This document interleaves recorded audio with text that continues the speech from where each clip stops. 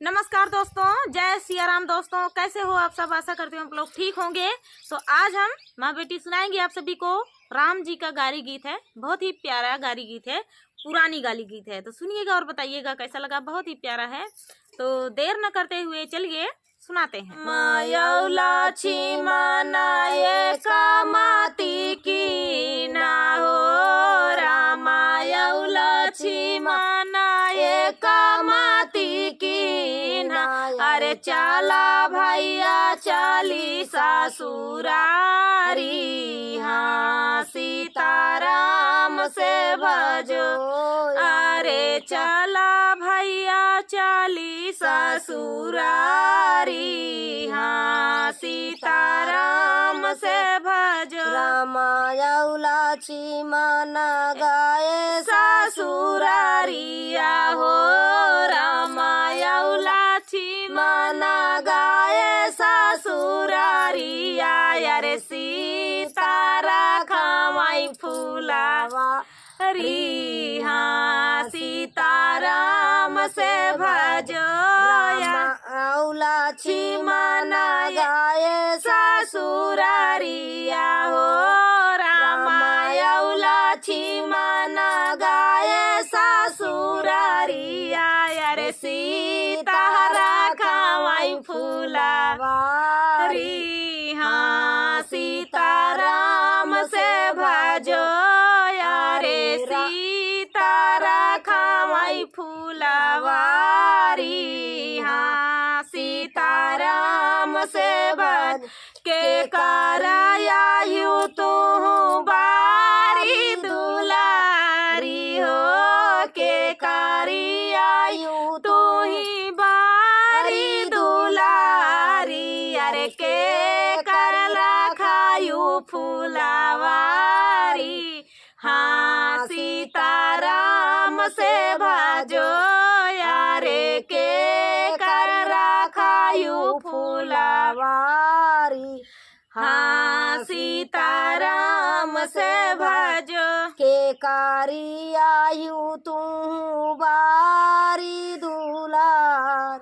अरे के करियायु तू ही बारी दुलारी। अरे के करी रखायु फूलावारी, हाँ सीताराम से भजो।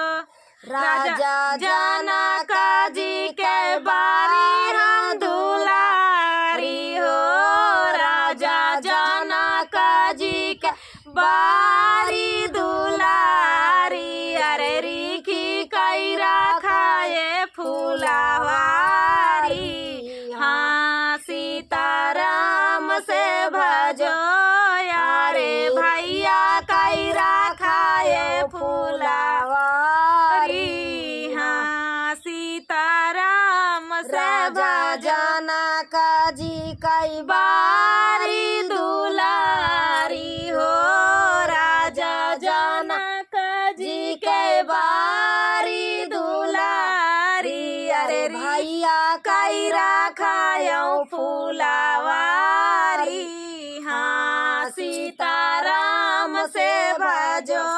यारे भैया कई रखायो फूलावारी, हाँ सीताराम से भजो। जब तू आयु राजा जनक दुलारी हो, जब तू आयु राजा जनक दुलारी। अरे बाई ठौना बगल हमारी, हाँ सीताराम से भजो।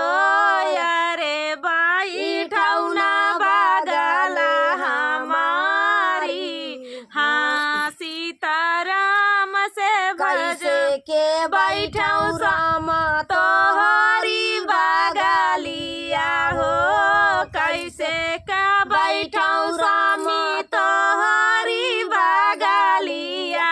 अरे बाई हम बारी कुमारी, हाँ सीताराम से भजो।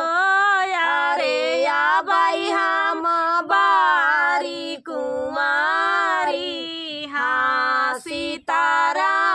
से भजो कुश कलसा लई के बापाई संकाला पाई हो कुश कलसा लई के बापाई संकाला पाई अरे ताबाई बैठाऊ बागल तोहारी हाँ सीताराम से भजो यारे ताबाई बैठाऊ बागल तोहारी हाँ सीताराम से भजो कुश कलसा लई के भैया संकाला पाई हो कुश कलसा लई के माया जी संकाला पाई अरे ताबाई बैठब बागल तोहारी हाँ सीताराम से